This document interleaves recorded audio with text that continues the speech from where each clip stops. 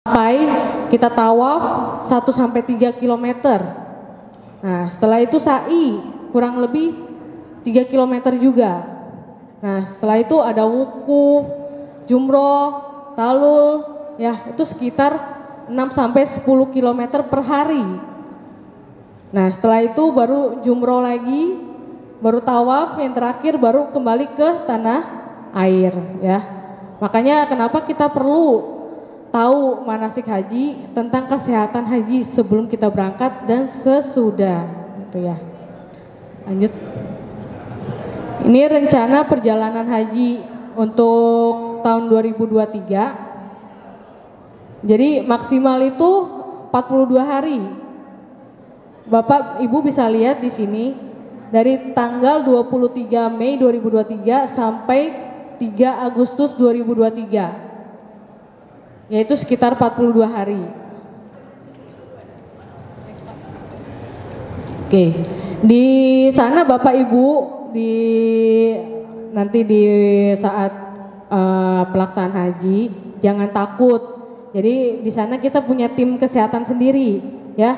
Ada 7 tim kesehatan di sana. Yang pertama tim survei, terus tim promosi kesehatan, tim emergensinya, tim sanitasi, tim logistik dan perbekalan kesehatan, ada tim klinik, dan tim mobile bandara. Jadi ibu dan bapak nggak usah takut kalau misalnya ada keluhan sakit atau nyasar kemana tempat-tempat lain gitu ya. Nanti akan dibantu sama 7 tim ini. Next. Oke, yang kedua protokol kesehatan dan perilaku hidup bersih dan sehat. Nah, ini alat pelindung diri yang harus Bapak dan Ibu selalu pegang atau bawa ya pada saat ibadah haji. Yang pertama payung. Payung untuk melindungi diri dari sengatan matahari. Yang kedua kacamata ya, terutama kacamata gelap ya, untuk melindungi mata kita dari sinar matahari langsung. Terus masker ya, jika Bapak Ibu di sana sebaiknya memakai masker karena kita tidak tahu ada yang batuk-batuk kah, ada yang infeksi kah, ya sebaiknya tetap memakai masker. Terus botol semprot, untuk apa sih botol semprot? Jadi kan di sana tuh panas ya Bapak Ibu. Nah kita nggak apa-apa mau nyemprot wajah atau tubuh ya biar menurun suhu dari udara yang panas itu. Terus hand sanitizer, kalau nggak ada air kita bisa langsung cuci tangan pakai sanitizer, jadi itu harus perlu dibawa. Terus kantung menyimpan sendal, di sana kan nggak ada kantongnya, jadi kita harus sedia selalu. Jadi mau sholat biar sendal kita nggak hilang, jadi kita harus bawa kantong. Terus pakai sendalnya tuh jangan sendal jepit Bapak Ibu, soalnya di sana tuh kan panas ya. Kalau sendal jepit nanti malah kebakar, malah nempel gitu di kaki kita. Makanya harus pakai sendal yang seperti ini, ya.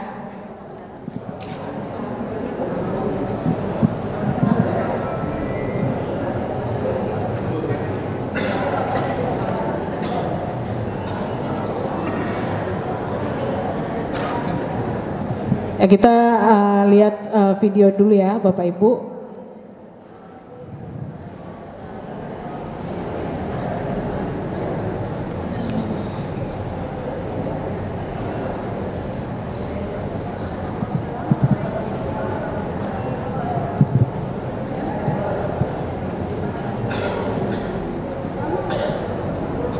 Labbaik Allahumma labbaik, labbaik la syarika laka labbaik, innal hamda wan ni'mata laka wal mulk la syarika lak. Assalamualaikum warahmatullahi wabarakatuh. Yang kami hormati Jemaah Haji Indonesia, selama berada di Tanah Suci, jangan lupa untuk selalu membawa alat pelindung diri jika beraktivitas di luar hotel atau tenda. Terdiri dari apa saja alat pelindung diri itu? Payung. Payung berfungsi sebagai pelindung tubuh dari sengatan panas. Kemudian kacamata hitam. Kacamata hitam berfungsi untuk menghindari sinar matahari langsung dan menghindari debu yang dapat menyebabkan iritasi mata, mata merah, dan sebagainya. Lalu ada masker. Masker berfungsi untuk menghindari kita dari penularan infeksi saluran pernafasan. Makanya tidak boleh dilepas, termasuk ketika di dalam masjid. Bagaimana penggunaan masker?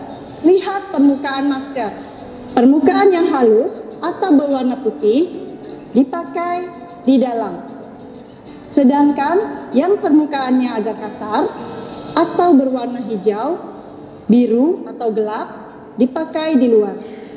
Bagian masker yang seperti ada kawatnya dipakai di bagian atas atau hidung.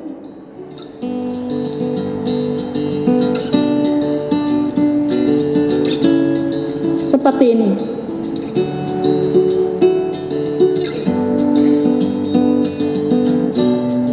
Persiapkan juga masker cadangan dan segera mengganti dengan yang baru jika masker tersebut basah atau kotor. Siapkan kantong plastik yang dapat ditutup rapat untuk menyimpan masker ketika sedang tidak digunakan, misalnya saat makan, minum, wudhu, dan lain sebagainya. Lalu ada botol semprot. Semprotkan pada area wajah dan bagian tubuh lain sesering mungkin. Jangan lupa untuk mengisi botol ini dengan air zam-zam atau air mineral, sehingga bisa digunakan sebagai air minum. Kemudian, pilih alas kaki yang tidak berjepit.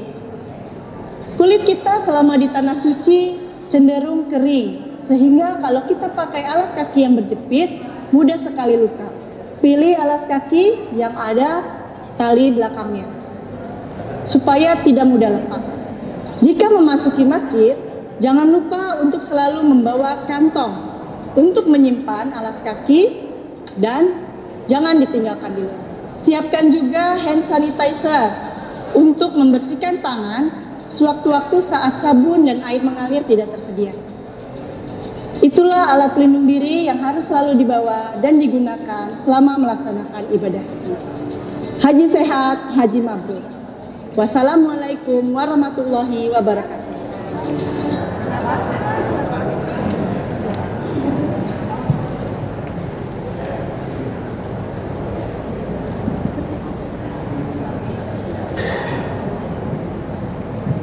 Oke, Bapak Ibu udah ngerti ya. Jadi alat-alat apa yang harus dibawa ya selama haji. Oke, sekarang ini perilaku hidup bersih dan sehat ya. Bapak dan Ibu ya harus tetap mencuci tangan, pakai sabun terutama. Tapi kalau nggak ada ya bawa hand sanitizer ya. Oke. Yang kedua, cukup makan buah dan sayur untuk mencegah dehidrasi ya Bapak Ibu. Terus aktivitas fisik 30 menit per hari ya. Terus juga menggunakan toilet sehat, tidak merokok. Mungkin Bapak di sini masih ada yang ngerokok nggak nih kira-kira nih? Aduh, kalau ada tolong berhenti ya. Terus yang selanjutnya buang sampah pada tempatnya ya Bapak Ibu. Terus menjaga protokol kesehatan. Ini gizi seimbang ya, Bapak Ibu harus makan dan minum sesuai dengan kebutuhan. Pola gizinya juga harus mengikuti dengan kondisi Bapak Ibu ya. Jadi sebaiknya tuh harus minum 8 gelas ya, minimal 8 gelas per hari. Terus makan dengan porsi yang kecil tapi sering. Ya, seperti itu Bapak Ibu. Terus ini pesan dari gizi seimbang untuk jamaah yang mempunyai komorbid ya, seperti diabetes, darah tinggi, jantung ya. Dia harus makan dengan porsi dengan piring yang gambar T ini ya Ibu Bapak kalau bisa lihat ya. Jadi setengah dari piringnya itu harus berisi sayur, buah ya, macam-macam ya, bisa timun, bisa tomat, wortel dan sebagainya. Dan 1/4 lagi itu karbohidrat. Karbohidrat itu nggak harus nasi ya ibu bapak, bisa kentang, singkong, ubi ya, divariasikan saja. Terus 1/4 porsinya lagi itu berisi protein, bisa ikan, telur, daging, kacang-kacangan juga ya. Nah, ini harus ada pembatasan asupan gula, garam, dan lemak. Kalau ibu-ibu dan bapak-bapak masih banyak makan gula, garam itu harus dibatasi ya. Karena ini mempengaruhi nanti pas lagi di pelaksanaan hajinya. Batasi asupan gula per hari. Orang yang punya diabetes, konsumsi gulanya saja. Jadi setitik aja bu, nah nggak boleh banyak-banyak. Terus asupan garam juga 1 sendok per hari, 1 sendok teh ya, bukan 1 sendok makan, 1 sendok teh. Terus untuk seorang penderita yang hipertensi tidak diperbolehkan makan dan minum olahan dengan natrium tinggi. Maksudnya itu yang kayak saya menyebut merek ya, mohon maaf, Pocari Sweat mungkin ya, yang berenergi ya. Itu tidak boleh. Terus batasi juga asupan lemak minimal 5 sendok teh. Lemak itu bukan dari minyak saja ya bu, bisa santan, itu juga lemak. Untuk penderita jantung ya harus dibatasi makanan seperti gorengan dan olahan. Nah, next. Terus pesan gizi di perjalanan, hindari untuk kopi, teh, ataupun yang bersoda. Itu harus dihindari. Mungkin Bapak Ibu masih minum teh sama kopi ya. Kalau bisa untuk sekarang dibatasi.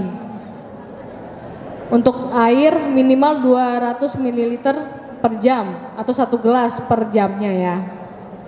Batasi juga konsumsi makanan atau minuman yang banyak mengandung gas, seperti kol, ubi, durian, minuman bersoda, atau yang lain. Ini selama nanti ibu dan bapak di Arab Saudi ya, harus makan tepat waktu ya, jangan sampai ibu dan bapak kelaparan di sana. Terus harus melihat juga label kemasan dari makanan. Minum air 5-6 botol per hari. Terus minum air zam-zam dan konsumsi makanan ringan seperti kurma atau roti untuk menambah energi. Hindari makan dan minuman mengandung kafein, bersoda atau gulanya tinggi seperti kue manis atau sirup ya bu, bapak. Terus juga bawa makanan ringan seperti permen gula atau kurma saat beraktivitas berat di luar untuk mencegah hipoglikemi atau lemas pusing ya. Ini permasalahan yang biasanya ada di Arab Saudi nanti ya. Paling pertama dehidrasi, karena biasanya bapak dan ibu maunya lanjut terus, tapi nggak menjaga kesehatannya ya. Minum itu wajib ya bapak ibu, 1 gelas per hari atau per jam itu wajib ya untuk mencegah dehidrasi. Terus hipoglikemi, kalau ibu bapak merasa udah pusing, lemes, langsunglah makan kurma atau biskuit ya bu. Kelelahan, ibu bisa minum. Dengar. Oh sih, tanya jawab. Oh gitu. Maksud tanya jawab.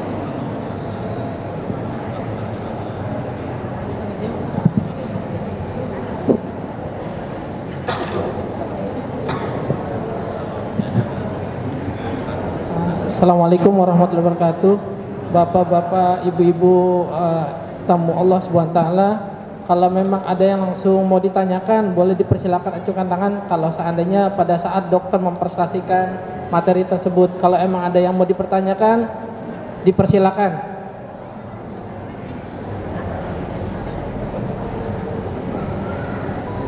Mungkin bapak dan ibu mau ada yang ditanyakan? Sebenarnya materi saya masih banyak sih, ini masih pembukaan sih. Kalau mau ditanyakan silakan.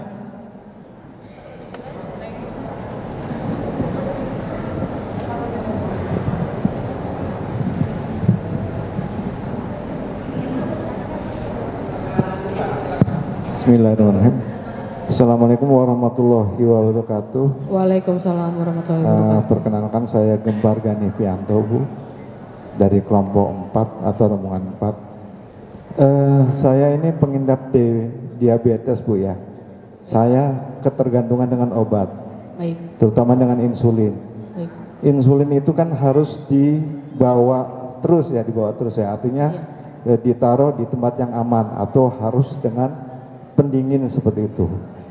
Mungkin ada trik ya, di mana cara membawa dari insulin itu ya. Mungkin nanti waktu di hotel atau nanti kita melakukan perjalanan seperti itu ya, tawaf, sa'i dan sebagainya seperti itu. Mungkin bisa dikasih pencerahan untuk kami seperti itu. Makasih. Iya, terima kasih Bapak atas pertanyaannya. Jadi pertanyaannya tadi tentang penyimpanan insulin ya Bapak ya. Kalau misalnya kita sebelum berangkat, kita bisa simpan di kulkas pribadi Bapak ya. Setelah itu mungkin Bapak bisa taruh di plastik yang berisi es ya, terus dibawa pas lagi mau ke bandara atau mau pas lagi di pesawat. Nah di pesawat itu kita bisa minta tolong pramugari ya untuk menyimpan di kulkasnya atau di tempat yang emang tersedia di pesawat itu yang dingin. Nah setelah itu baru Bapak bawa lagi dengan kantong yang berisi batu es atau mungkin udah dingin ya di situ. Nah setelah itu baru nanti kan ke hotel dulu. Kalau di hotel Bapak bisa taruh itu di kulkas masing-masing. Biasanya kan ada. Kalau misalnya nggak ada pun Bapak bisa taruh di kantong yang berisi es batu. Nah itu masih terjaga. Seperti itu Bapak. Nanti dibawa dimanapun Bapak bisa. Pokoknya kantongnya itu bentuk plastik. Jangan yang rembes airnya gitu ya Pak. Jadi kantongnya itu anti air kalau bisa Bapak bawa. Ya, seperti itu Bapak. Mungkin ada lagi? Maaf Bapak agak sedikit menambahkan. Bapak dosis obatnya gimana Pak? Sehari berapa kali suntik Pak? Untuk penyuntikannya dosis 3 kali Pak. Biasanya pengalaman saya waktu berangkat Pak, sebelum berangkat itu Bapak waktu di asrama haji boleh megang 1, selebihnya dititipkan ke petugas kesehatan Pak nanti. Nanti setelah sampai di bandara di Saudi Arabia, Bapak akan dikasihkan kembali. Kalau untuk di hotel penyimpanannya kemungkinan di sana dikasih kulkas Pak, ada kulkas. Mungkin seperti itu Pak. Oke Pak, ada yang mau ditanyakan kembali? Cukup, terima kasih. Mungkin dari jamaah yang lain ada yang mau dipertanyakan, silakan.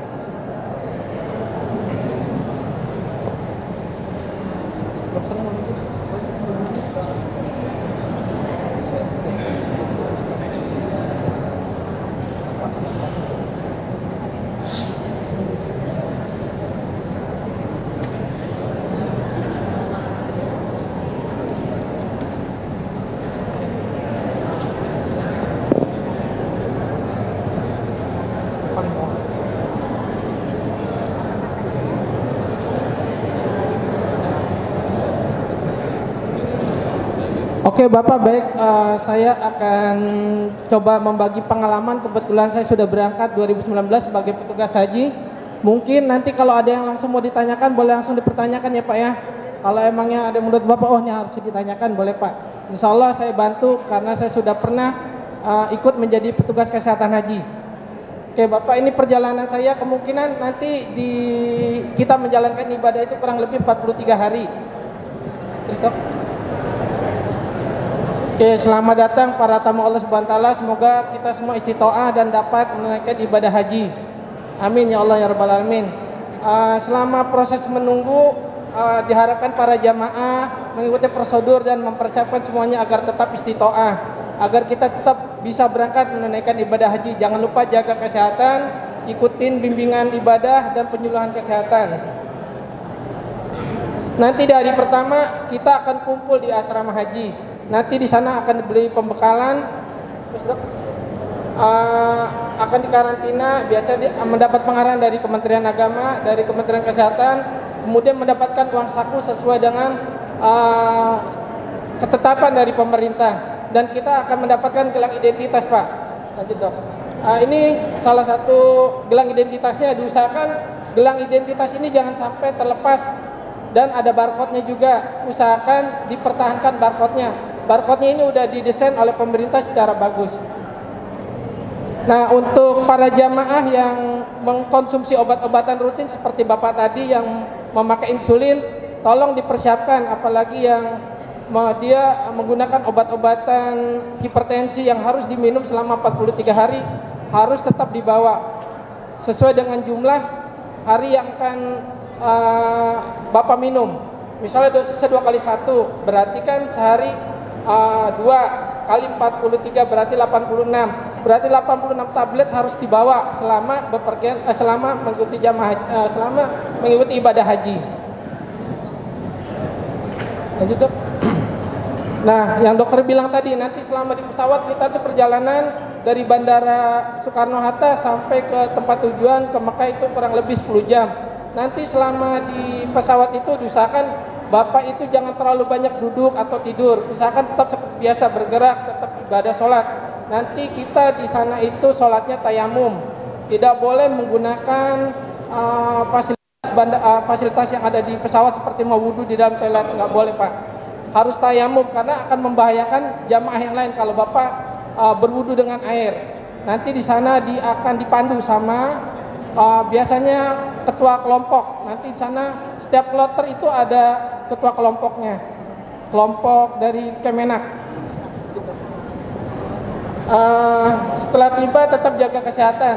Nanti tergantung bapak-bapak kedatangannya itu di mana terlebih dahulu, di Mekah dahulu atau di Madinah dahulu. Biasanya kan nanti tergantung dari kloter bapak pembagiannya nanti, apa ke Mekah dahulu atau ke Madinah dahulu.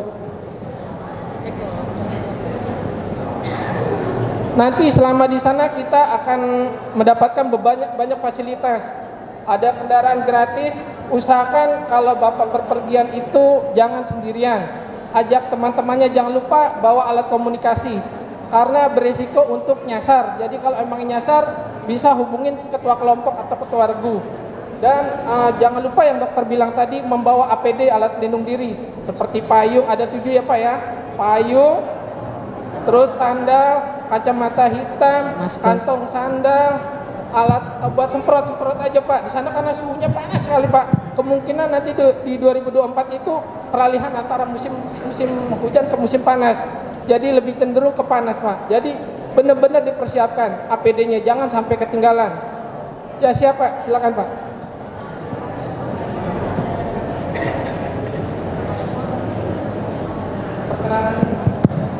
Baik, Assalamualaikum warahmatullahi wabarakatuh. Waalaikumsalam warahmatullahi wabarakatuh.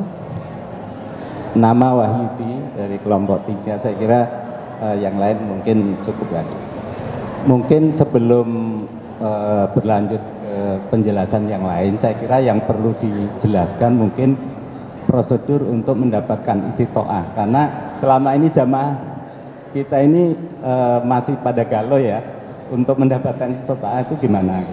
Mungkin itu dulu yang perlu diperjelaskan saat ini sebelum nanti dalam pelaksanaan haji yang selanjutnya. Mungkin itu, terima kasih. Assalamualaikum warahmatullahi wabarakatuh. Ada lagi? Siapa? Assalamualaikum warahmatullahi wabarakatuh. Saya mungkin bukan bertanya tetapi komplain. Ya. Silakan Bu ya, silakan Bu. Ya, kan saya sama suami MCU dari bulan Desember. Nah, terus hasil sudah keluar MCU itu. Nah, setelah dibacakan punya saya tidak apa-apa dan suami saya pun tidak apa-apa. Dokter yang baca semuanya bagus kecuali ada kolesterol sedikit. Dirujuk ke rumah sakit, ke internis. Nah, udah ke internis sudah selesai. Punya saya udah keluar di situ, punya suami saya belum. Saya tanya kemana-mana karena sudah diinput. Saya kejar ke puskesmas, nggak bisa Bu, ada yang nyangkut. Saya nanya lagi ke Antam, sudah di input. Saya kejar ke Antam kemarin. ternyata ada yang nyangkut, tanya lagi, kata dia, iya Bu, udah dilaporkan, karena sedang diinput di lantai 6. Saya bilang lagi, saya naik ke lantai 6 pas saya tunggu. 2 kali saya bilang, saya tunggu apa saya naik. Akhirnya dilaporkan, nah katanya ada masalah ada pembengkakan jantung. Kenapa nggak bilang dari pertama? Kenapa dokter bilang tidak ada apa-apa? Itu kan buang-buang waktu Pak, 2 minggu loh. Siap. Bilang Oke, tidak Bu. ada apa-apa, itu saya komplain. Siap Bu. Nanti masukan buat kita juga Bu. Oke, ada lagi? Oke, saya jawab dulu aja Bu ya. 2 pertanyaan ini sebentar ya. Oke, saya akan coba menjawab pertanyaan dari Bapak tadi ya Pak ya. Masalah istitoah. Istitoah itu Pak, prosedurnya yang seperti Ibu tadi. Kita akan melakukan MCU Pak. MCU seperti yang ditunjuk dari travel, terserah dimanapun, yang penting ada keluar pernyataan istitoah. Istitoah itu yang mengeluarkan puskesmas bekerja sama dengan rumah sakit yang ditunjuk. Salah satunya di Rumah Sakit Antang. Jadi Bapak dinyatakan istitoah itu kalau sudah mendapatkan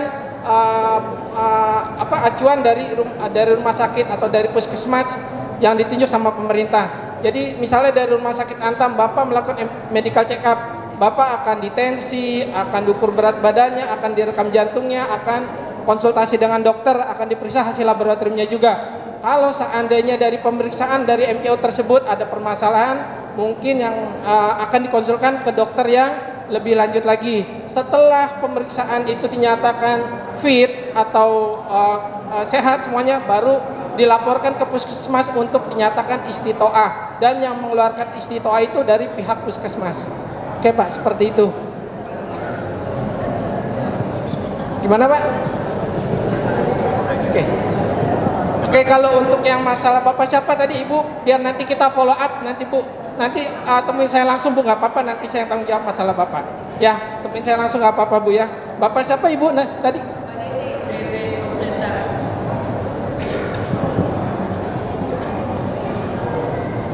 Assalamualaikum warahmatullahi wabarakatuh. Waalaikumsalam warahmatullahi wabarakatuh. Bapak yang terhormat, mungkin saya orang pertama kali ya untuk calon haji yang meriksa MCU di Amtan. Awal pertama, ini cerita dulu Pak ya.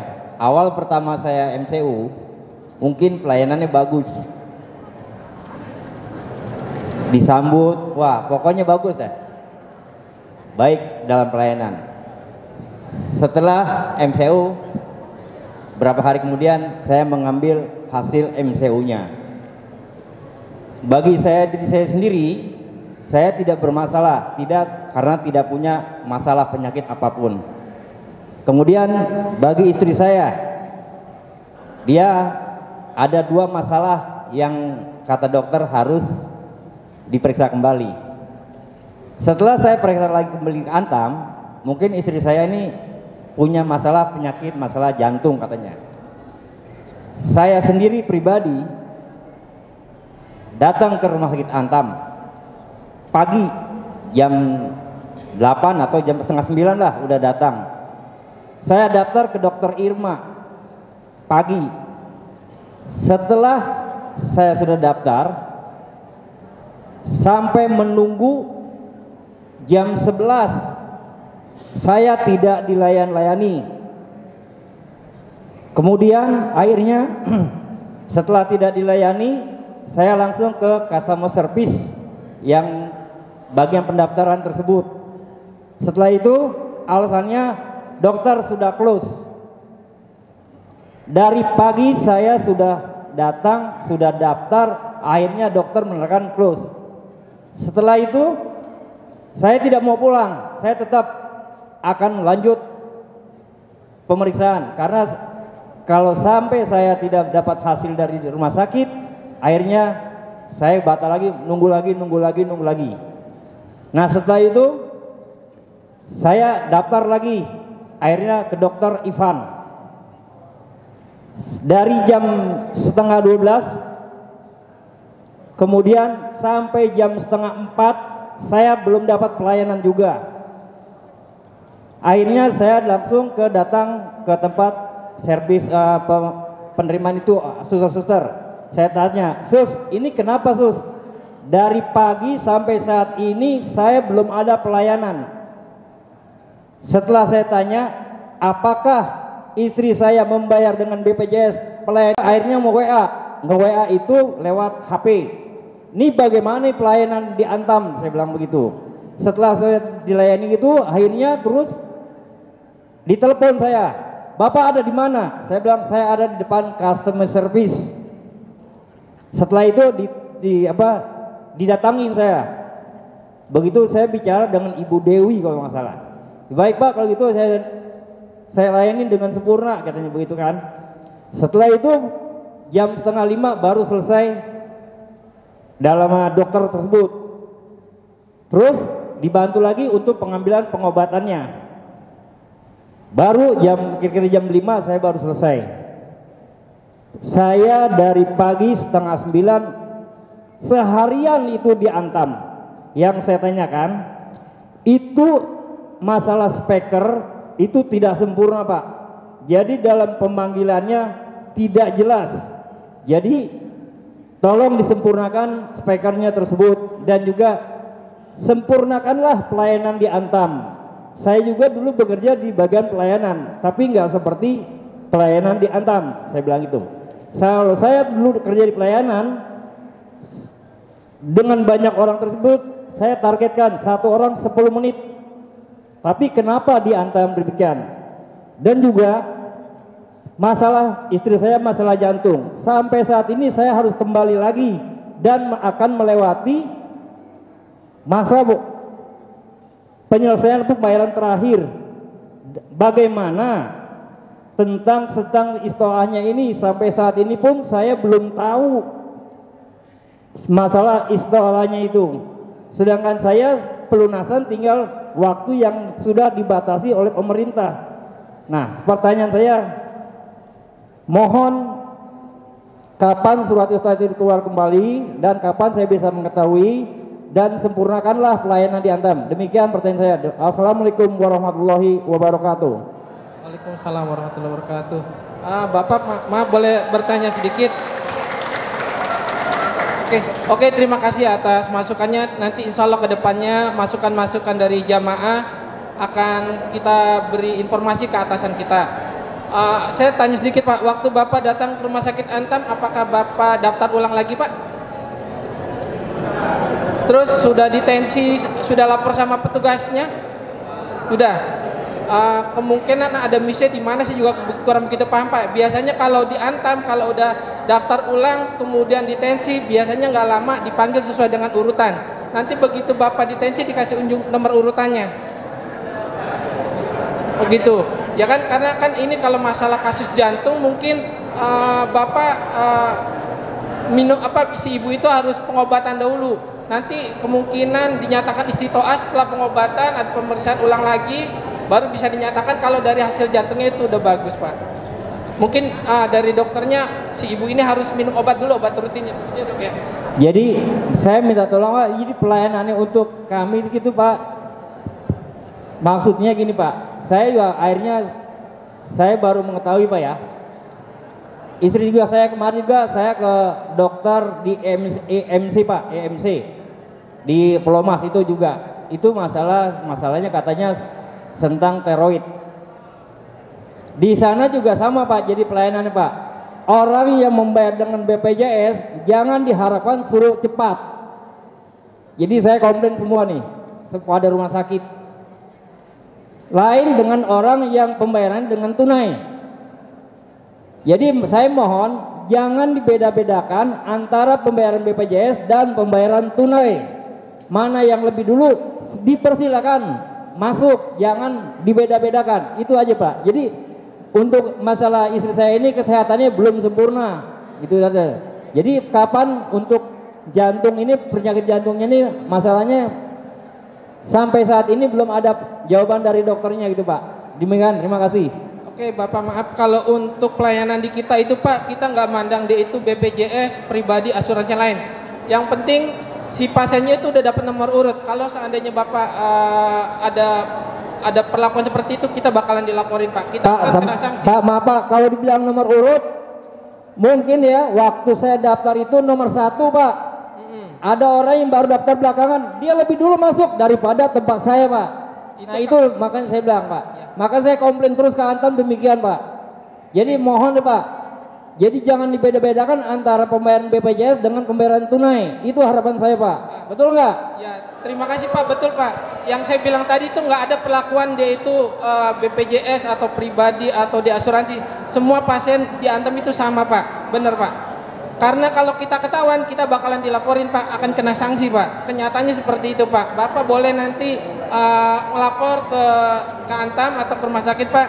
Kita akan cari solusinya gimana Pak? Pak, maaf Pak, kenapa tadi saya ngomong begitu Pak? Karena ada orang juga yang mau meriksa tersebut dengan bayar tunai Pak.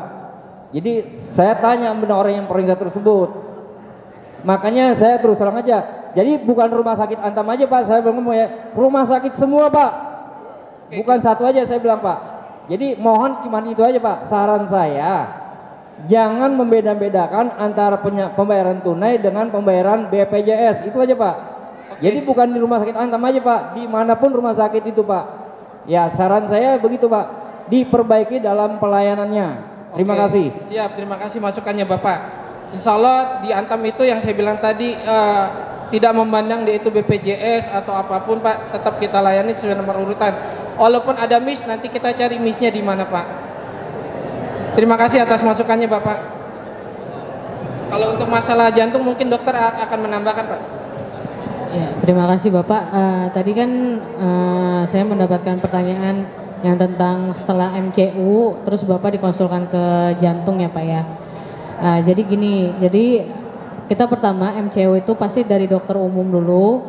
Setelah itu kan diperiksa hasil darahnya. Dari hasil darahnya itu dokter umum akan menentukan Bapak akan memang lolos langsung atau memang harus ada konsultasi lagi ke spesialis yang terkait, misalnya jantung ya. Kalau jantung itu juga ada pemeriksaannya Pak, ada ekokardiografinya lagi, ya itu jadi di USG jantungnya bagaimana pertama. Terus setelah USG-nya itu memang ada masalah, biasanya akan di treadmill gitu. Jadi pemeriksaan itu memang tidak langsung 1 hari Pak, karena keterbatasan alat dan juga SDM-nya. Kita cuma membatasi beberapa pasien. Nah setelah itu kan nanti akan dilanjutkan untuk pemeriksaan lanjutan. Setelah pemeriksaannya itu selesai, apakah ibu butuh obat atau tidak, itu kan tergantung dengan spesialis. Nah selama istitoha ini kan, bapaknya menunggu dan ibu juga menunggu. Nah selama itu kan mungkin dari spesialis ada obat yang diberikan untuk mengendalikan penyakit-penyakit ya seperti jantung atau hipertensinya. Jadi untuk itu Bapak nggak usah khawatir ya, itu memang prosesnya Pak, untuk 1 hari tidak bisa mungkin. Kalau misalnya itu kan kita kan bertahap karena keterbatasan alat juga dan SDM-nya kita ya, seperti itu ya Pak. Yes. Pak. Ya, Assalamualaikum warahmatullahi wabarakatuh. Assalamualaikum warahmatullahi wabarakatuh. Saya Novialdi dari kelompok 6. Yang pertama, saya mendukung pernyataan Bapak yang sebelumnya. Ini juga terjadi dari keluarga saya, istri saya.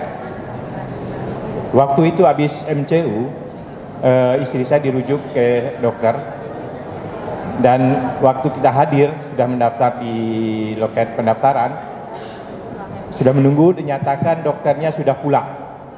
Itu sama. Menunggu 2 jam dinyatakan dokter sudah pulang dan sudah tidak bisa sehari. Oke. Dengan terpaksa istri saya pulang. Kapan saya bisa periksa lagi? Nanti kita hubungi. Berapa hari setelah itu saya nggak ingat berapa hari, di SMS, di WA untuk bisa hadir ke Antam karena untuk kasus istri saya yang sudah kelewat dokternya. Sesuai dengan permintaan dari Antam, istri saya hadir besok paginya dan mendaftar lagi, dinyatakan sudah penuh, padahal mereka yang menyuruh datang dinyatakan sudah penuh. Ya seperti dengan Bapak tadi, istri saya tidak mau karena itu adalah kemauan dari pihak rumah sakit, dan kedatangan istri pun masih pagi-pagi, belum melewati batas waktu. Istri saya nggak mau, saya harus berobat sekarang karena dengan desakan itu jadi bisa untuk berobat.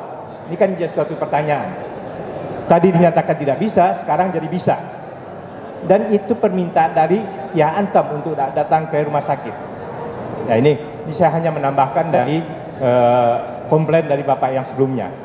Jadi kalau Bapak menyatakan tadi bahwa di Antam sudah melakukan suatu servis yang begini dan begitu, ini juga saya alami. Itu mungkin pernyataan Bapak, tapi praktek di lapangan berbeda dengan yang Bapak nyatakan. Ya, saya tidak komplain masalah atau perbedaan BPJS dengan tes, saya nggak tahu. Itu bisa terjadi seperti hal yang dikomplain oleh Bapak itu tadi juga. Itu, terima kasih. Yang kedua, saya MCU tanggal 21 Desember 2023. Dan hasilnya kami terima pada sekitar tanggal 27 atau 28 Desember. Karena terbentur hari Natal waktu itu. Memang seminggu. Dari hasil tersebut dinyatakan bagus oleh dokter, tidak ada masalah. Pas 2 hari setelah kami mendapat dari rumah sakit Antam, dapat WA atau pertanyaan dari puskesmas terhadap istri saya. Apakah ibu merokok dan minum alkohol? Istri saya kaget. Pertanyaan-pertanyaan ini tidak pernah diajukan oleh baik puskesmas maupun Antam, tapi dalam laporannya ada itu. Padahal istri saya tidak merokok, tidak alkohol. Jangan istri saya sendiri sebagai laki-laki di rumah tidak merokok. Dan di rumah saya tidak satu orang pun yang merokok. Nah, kenapa hasil itu ada timbul seolah-olah merokok dan minum alkohol? Apakah itu copy paste dari pasien-pasien lain atau betul-betul diperiksa atau tidak diperiksa? Ini sebagai masukan saya untuk betul-betul telitilah, ini masalah kesehatan. Nanti salah-salah pengiriman ini bahaya untuk kesehatan manusia. Yang ketiga, sampai saat ini baru kemarin saya cek baru di Haji Pintar itu sudah keluar istitoah untuk istri saya yang menyatakan istitoah dengan pendampingan. Tapi itu baru dari istilahnya dari Haji Pintar saya lihat. Tapi dalam panggilan dari rumah sakit ataupun puskesmas belum ada. Namun untuk diri saya sendiri itu belum keluar istitoahnya. Jadi ada perbedaan antara istri dengan saya. Padahal kami sama-sama MCU-nya sama. Itu kenapa demikian? Ya, tapi itu baru dari sistem yang Haji Pintar saya lihat. Yang langsung pemanggilan dari puskesmas tidak ada, dari rumah sakit Antam tidak ada. Jadi tolong dijelaskan prosesnya seperti apa. Kenapa saya dengan istri MCU-nya sama, hasilnya laporannya beda. Waktunya maksud saya bukan hasil ya. Waktu pelaporan istitoahnya beda. Nah itu pertanyaan saya dokter atau Bapak. Tolong dijelasin. Jadi yang pertama saya menambahkan komplain dari Bapak tadi. Yang kedua mengasalah istitoah. Tolong penjelasannya. Terima kasih.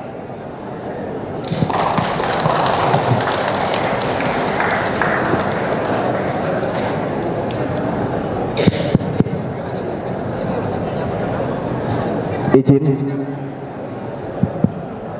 Pak Dokter, Bu Dokter depan boleh.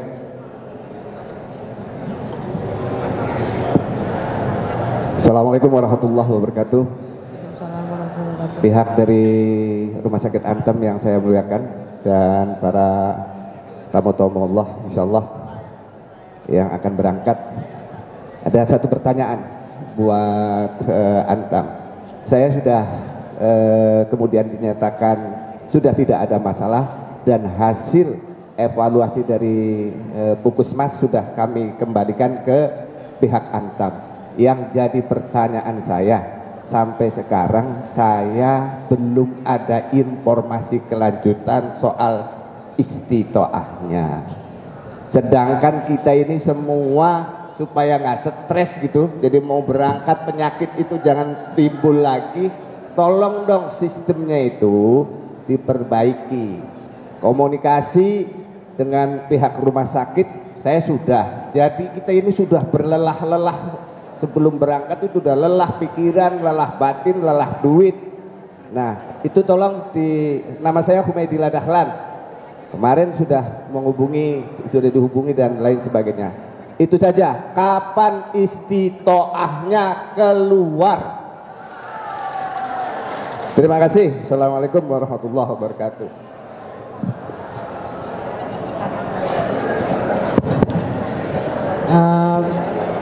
Mungkin pertanyaan dari Bapak yang sebelumnya ya, untuk istrinya itu setelah diberikan hasil, diagnosanya apa Pak?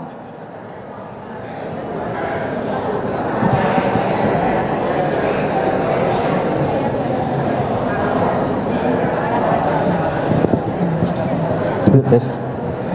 Halo, ya dok, kenapa dok? Jadi di Bapak kan hasil yang dari istrinya kan udah keluar tuh. Dari diagnosa dokter spesialisnya itu apa Pak? Istri saya tidak ada dirujuk ke spesialis Bu, begini Bu ceritanya. Jadi hampir bareng antara MCU dengan pengobat. Dia waktu itu batuk, berobat. Jadi sebelum dia MCU sudah berobat, dikhawatirkan ada penyakit-penyakit ini, ternyata tidak. Jadi untuk mengkonfirmasi kembali bahwa dia tidak ada masalah, itu kita udah datangin ke rumah sakit. Nah itu yang saya jawab tadi Bu, yang saya sampaikan tadi. Jadi waktu kita datang itu pelayanannya itu yang sangat kita sayangkan, sangat kita sayangkan Bu. Jadi kita waktu kita habis untuk menunggu dan segala macam. Itu. Terima kasih. Kalau untuk MCU, saya dan istri saya dinyatakan tidak ada masalah. Tapi hasilnya sampai sekarang belum keluar istiqoahnya. Apalagi saya tidak ada, baik tensi saya segala macam dinyatakan bagus. Tapi sampai detik ini istiqoahnya belum keluar. Itu untuk yang saya pertanyakan ke dokter. Kalau istri saya tadi masalah pelayanan, saya menambahkan komplain dari Bapak itu aja. Itu masalah berobat di Antam. Kalau masalah MCU dinyatakan tidak ada masalah. Jadi istri saya berobat itu sebelum MCU. Kebetulan dia betul berobat. Waktu dalam perjalanan berobat dapat laporan bahwa kami termasuk daftar yang berangkat haji tahun ini dan disuruh MCU. Langsung kita MCU. Jadi yang terkait yang tadi Pak yang dari pertanyaan merokok terus minum kalau itu alkohol MCU. ya itu MCU tapi itu sudah clear. Kalau itu clear, kalau menurut puskesmas saya tanya puskesmas yang hubungin kan puskesmas. Saya tanya apakah kami perlu ke Antam lagi? Kata dia tidak usah, biar saya nanti yang bicarakan. Itu dari pihak puskesmas, makanya kami tidak kembali. Dan untuk dengan kasus seperti itu istri saya sudah keluar istiqoahnya dengan catatan pendampingan. Itu keluarnya itu dalam bentuk sistem. Kalau saya lihat di Haji Pintar ya, tapi yang secara verbal itu dipanggil untuk dapat surat segala macam belum ada sampai detik ini. Itu baru saya lihat di sistem. Saya belum dapat panggilan dari puskesmas maupun dari Antam untuk mengambil surat istiqoahnya. Sementara untuk diri saya itu belum. Padahal saya tidak ada masalah sama sekali dalam MCU. Tapi yang pemeriksaan MCU-nya sama dengan istri saya pada tanggal 21 Desember 2023. Berarti sampai detik ini sudah 1 bulan istiqoahnya belum keluar. Kalau boleh tahu Bapak namanya siapa Pak? Novialdi. Noviandi. November, Oktober, F Bu ya, bukan V. F. Kanta. Ya, untuk terkait untuk Bapak nanti saya tanyakan lagi ya Pak, lebih lanjutnya bagaimana. Untuk MCU ya pokoknya semua awal anamnesa tuh pasti kita tanyakan ada penyakit menularkah, penyakit penyertakah, atau ada merokok, minum alkohol dan memakai narkoba, itu pasti kita tanyakan. Ya, tidak akan mungkin miss dokternya tidak menanyakan itu karena semuanya ada di formnya, pasti ditanyakan. Nah kalau terkait hasil Bapak nanti kita tanyakan dulu kenapa belum keluar. Enggak, maaf, Ibu tadi ditanyakan apakah istri saya akan menjawab dia tidak merokok akan merokok? Harusnya tidak. Nah, hasilnya begitu Bu, hasilnya dinyatakan dia merokok dan minum alkohol. Nah itu kalau menurut saya itu mungkin ada kesalahan dari SDM yang pengimputan Pak. Gitu yang saya komplain Bu.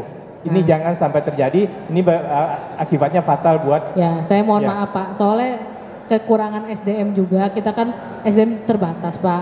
Mungkin pada saat itu pas nginputnya itu sudah lelah, nah itu mungkin keterbatasan kita. Kami mohon maaf selaku dari rumah sakit. Ya, saya paham ini manusia, tapi kami juga manusia, tolong diperlakukan dengan yang maksimal. Karena kalau memang SDM-nya nggak sanggup, mungkin perlu ditambah atau diganti atau waktu itu perusahaan Bu. Saya juga orang perusahaan yang hal-hal kayak gini harus kita cari antisipasinya. Baik. Ya, terima kasih.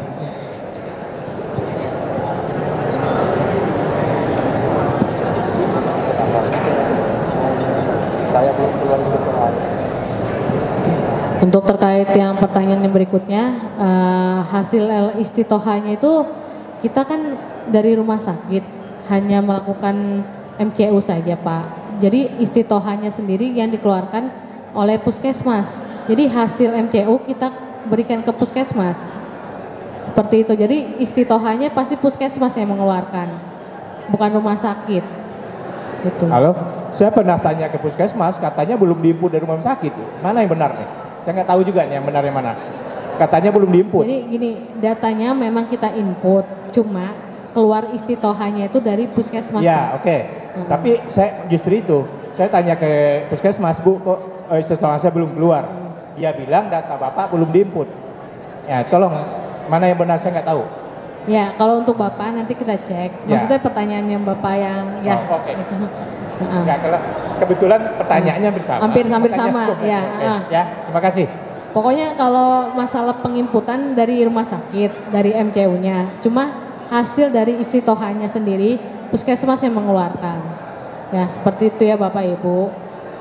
Mungkin ada lagi Bapak Ibu. Ini lebih ke pelayanan ya Bapak Ibu ya. Untuk kesehatannya sendiri, mungkin di sana ada yang mau ditanyakan? Barangkali begini Bu Dokter, harus bisa dipahami psikologis kita ini. Satu, dikejar waktu, deadline 7, kemudian persoalan yang pertama ini ada di soal kesehatan itu. Ya, sedangkan kita rujukan bisa kadang-kadang bisa setengah bulan harus kembali lagi ke rujukan tersebut. Nah, ini yang menjadi problem kita ini. Dan problem bersama semestinya begitu, baik koordinasi antara pihak rumah sakit, puskesmas ya, vaskes puskesmas dan lain sebagainya. Ini soal apa ya? Kita ini psikologis kita ini harus bisa dipahami gitu. Itu saja sih Bu yang harus menjadi masukan untuk semua stakeholder yang ada terkait soal haji ini. Terima kasih. Baik Bapak, terima kasih atas masukannya. Ya pokoknya terkait dengan itu semua, kita memang secepat-cepatnya langsung memasukkan jika memang sudah ada hasil. Jadi hasil Bapak normal langsung kita masukkan. Jika memang terkait harus konsultasi dulu itu dengan spesialisnya. Spesialis yang menyarankan pengobatan, pemeriksaan, itu nanti kan keterusannya. Setelah itu baru dimasukkan datanya. Ya, setelah ada hasil dari spesialis, misalnya jika Bapak dirujuk, kalau Bapak normal pasti langsung dimasukkan. Itu Pak, tidak ada penundaan Pak dari kami. Itu. Cuman dikonsul dan dikasih obat sama pihak puskesmas dan ini tidak ada masalah, sudah clear. Iya. Nggak ada rujukan. Nanti kita percepat untuk penginputannya Pak ya. Iya, tolong dicatat nama saya Humaidillah. Humaidillah.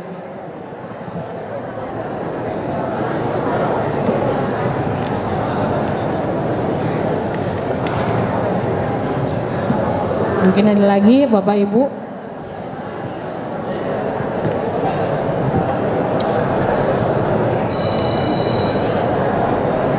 Ya. Assalamualaikum warahmatullahi wabarakatuh. Waalaikumsalam warahmatullahi wabarakatuh. Saya Muhrodin, rombongan 4, dan kebetulan saya pasien Antam ya, alhamdulillah. Sebelumnya ya saya terima kasih sama Antam yang telah mau memfasilitasi proses MCU lah ya, walaupun dengan berbagai macam kekurangan dan kelebihannya, semuanya mungkin ada. Dan saya juga berpendapat bahwa dari sekian banyak orang yang ikut di sini itu semua punya cerita yang berbeda. Saya yakin ada yang mudah dalam proses istitoah, ada yang susah, ada yang setengah susah dan macam-macam.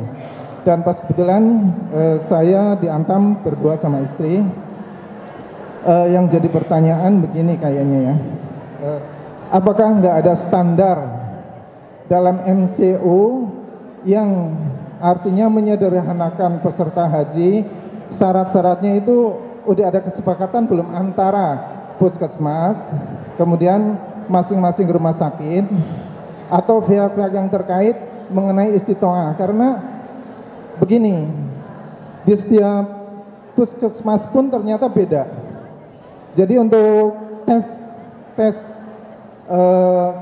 di puskesmas ada yang berbeda. Seperti tes daya ingat ya. Seperti di saya Duren Sawit cukup dengan menggambar jam ya. Kemudian teman saya di Antam tapi puskesmasnya Pulau Gadung ya. Itu tes daya ingatnya itu semuanya lengkap. Suruh menyebutin membaca tulisan, kemudian suruh mengingatnya, kemudian ditanya lagi, kemudian suruh menerjemahkan gambar atau dan macam-macam lah, semuanya komplit. Itu kan beda-beda ya antara puskesmas satu dengan yang lain. Kemudian ternyata saya lihat di komentar-komentar grup Faiz juga prosedur dari MCU masing-masing rumah sakit berbeda. Ada yang sangat mudah, artinya mungkin dia memahami proses haji sebetulnya sederhana, asal dia mandiri, sehat.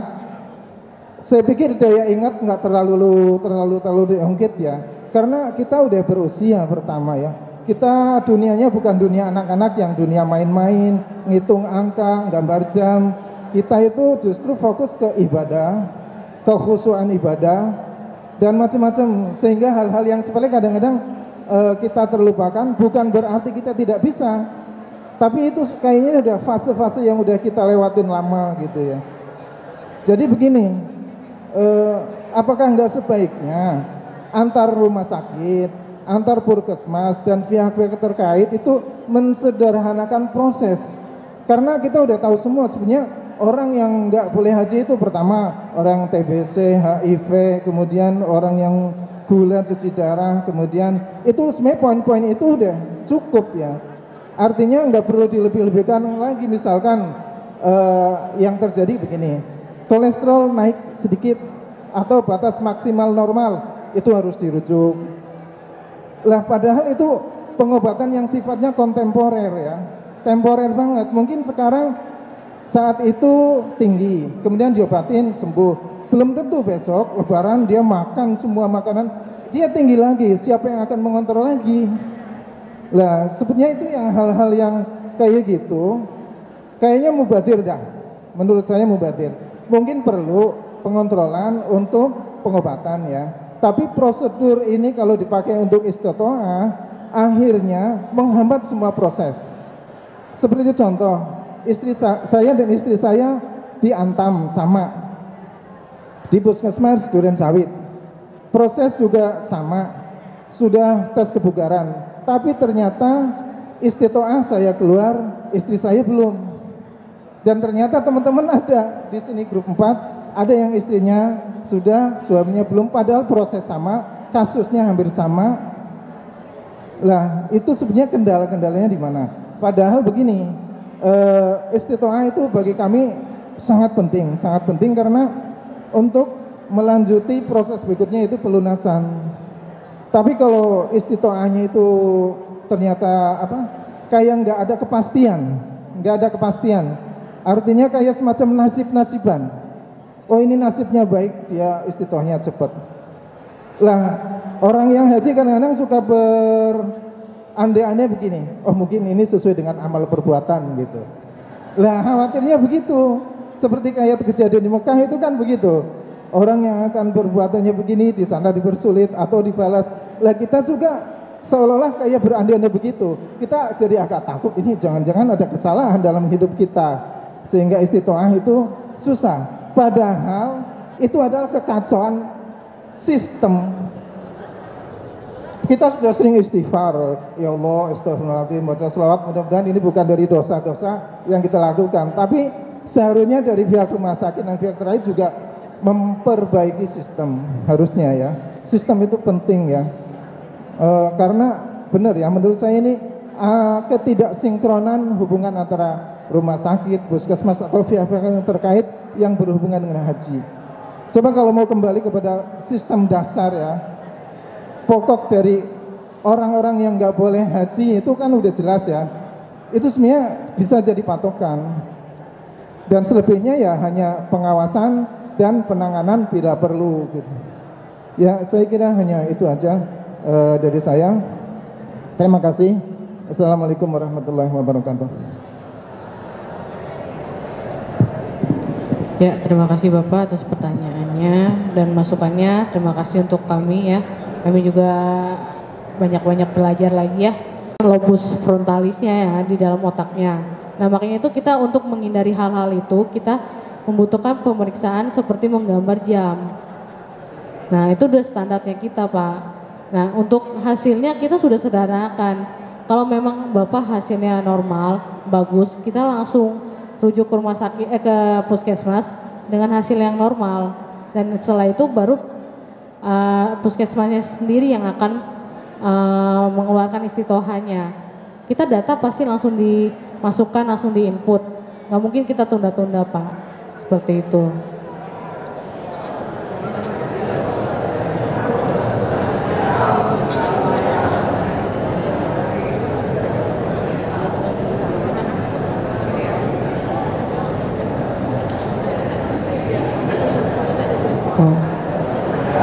Mungkin ada lagi Bapak tadi mau ditanggapin lagi?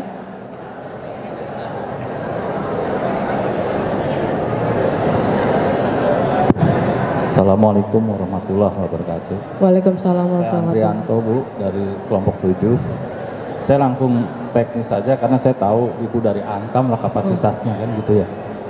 Satu yang saya analisa, Antam itu ketika kegiatan MCU itu digabung oleh dengan yang lain, PT-PT gitu loh, sehingga fokus orang-orang yang mau berhaji ini harusnya terpisahkan gitu loh Bu.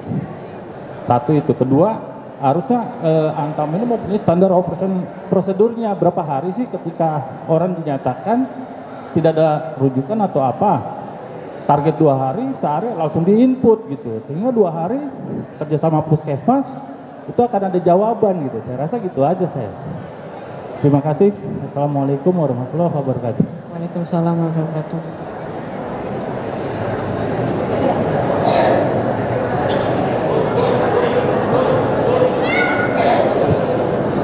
Bapak maaf, saya akan menjawab masalah pelayanan untuk MCU Pak, antara MCU Haji dan MCU PT-PT Pak. Jadi kita emang tetap menerima, namanya kita rumah sakit ya Pak, permintaan dari PT-nya itu, tapi kita bedakan Pak. Jadi masing-masing jamaah MCU Haji itu ada kaptennya masing-masing Pak, dan untuk yang PT kaptennya masing-masing dipegang jadi sama orang, namanya kapten Pak. Jadi satu kapten itu cuma megang 5 atau 6 jamaah MCU. Terus kalau yang PT juga begitu Pak, nggak mungkin lebih, dan dia itu terpisah karena kan MCU Haji itu maaf ya cuman sampai batasan, nggak ada pemeriksaan fisik, maksudnya dia itu harus lari-lari, kalau perusahaan ada Pak, makanya lebih lamaan perusahaan itu Pak. Jadi walaupun dijadikan satu waktunya, tapi itu yang megang dipisah Pak. Yang megang itu ada tersendiri, yang jamaah haji nggak mungkin dicampur sama PT untuk yang megang kaptennya Pak ya. Setahu saya itu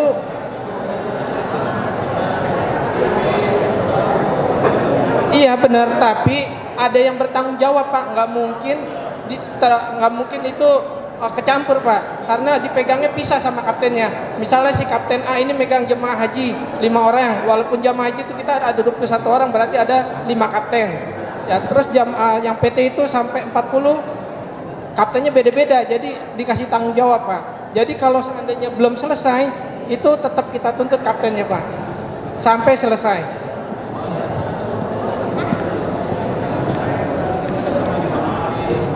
Kalau untuk masalah hasil itu biasanya kita emang udah ada ketetapannya Pak. Kalau memangnya tidak ada masalah, tidak perlu dikonsulkan ke dokter spesialis, kita langsung secepatnya input Pak. Udah ada waktu, cuma saya kurang paham 2 hari atau 3 hari penginputannya kalau emangnya sudah selesai dinyatakan fit dari rumah sakit. Kalau tidak ada konsul dari dokter ke dokter spesialis Pak ya.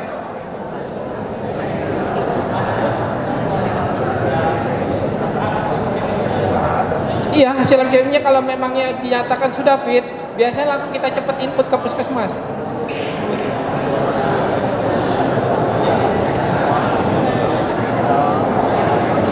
Nanti kita dokter umum Pak. Iya, biasanya sih ya nanti. Oke, nanti kita follow up lagi, ini kan masalah di pelayanannya Pak ya. Nanti hasilnya kita lihat lagi Pak. Makasih masukannya. Assalamualaikum Pak, saya mau ini Pak.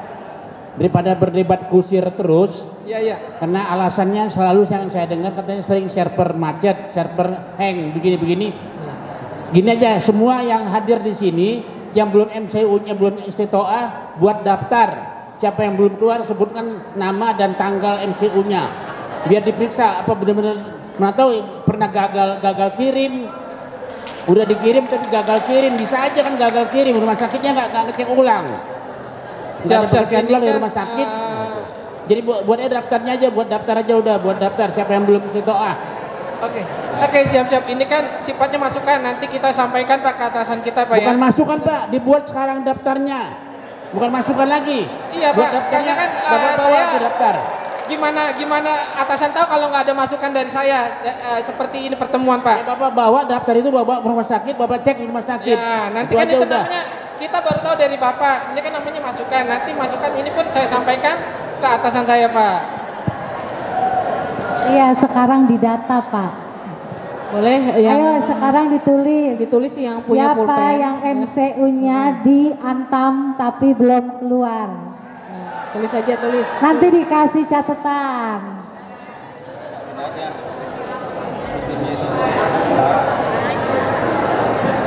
Ibu-ibu supaya menghemat waktu, ibu dikasih kertas, misalkan selembar itu dibagi berapa, nah, kemudian ibu tulis nama ibu, nomor porsi ibu, bapak, ya gitu ya.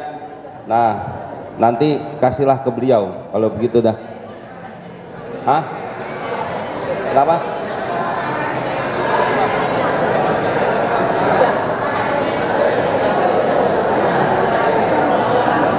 Iya, begini. Ya, di Antam udah ada datanya. Cuman kan dia kagak tahu siapa orangnya. Nah, kalau seandainya ibu bapak udah ngasih data, itu kan tinggal dilihat nih, gitu ya. Nah, oleh karena itu, supaya daripada nyatet satu ntar lembaran ke sono, satu lembaran kemari gitu. Maksud saya kertas lembar nanti disiapkan, gitu ya. Nah, ibu tulis nama bapak ibu, nomor porsinya, terus nomor teleponnya sekalian. Ya gitu ya. Dah gitu. Pak, gitu ya Pak ya. Pak, ini aturan mau ngisi jadi begini ceritanya ini Pak. Ceritanya. Jadi ini ceritanya curhat dong gitu. Iya. Jadi ya tolong diinin aja dah gitu. Diatur aja. Ki, coba bantuin bikin surat. Silakan Bapak. Oke, baik. Nanti langsung sama Pak Samsudin. Silakan Pak. Langsung Bapak aja.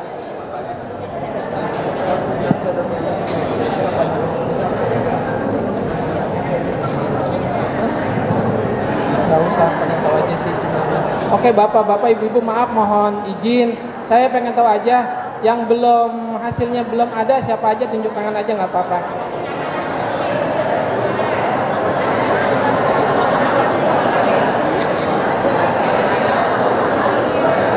Oh enggak, saya pengen nanya gitu. Yang belum hasil MCU-nya belum jadi, yang belum dinyatakan istitoah atau gimana, siapa aja? Ya jadi kan kelihatan jumlahnya ya kira-kira Pak. Ya nanti mohon dicatat aja biar nanti kita lihat di mana misinya gitu Pak ya. Oke. Ini banyak.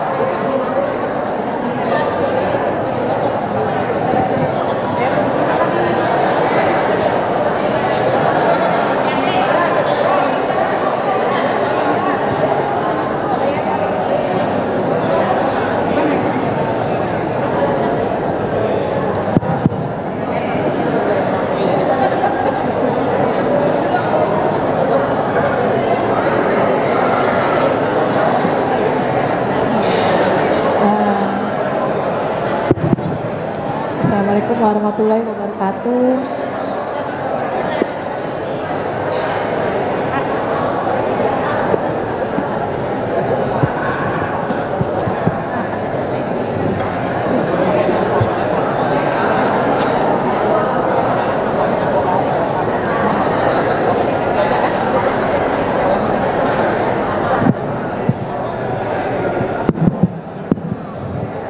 Assalamualaikum, mohon izin masukkan saran Bu Yati.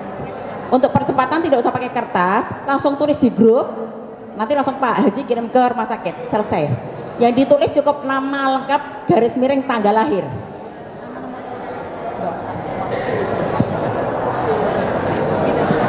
Tidak perlu porsi. Rumah sakit membuka data, cukup nama dan tanggal lahir udah keluar. Demikian untuk cepat, mohon langsung ditulis di grup saja Pak. Nanti Pak Haji langsung kirim ke rumah sakit, biar langsung selesai. Demikian, terima kasih.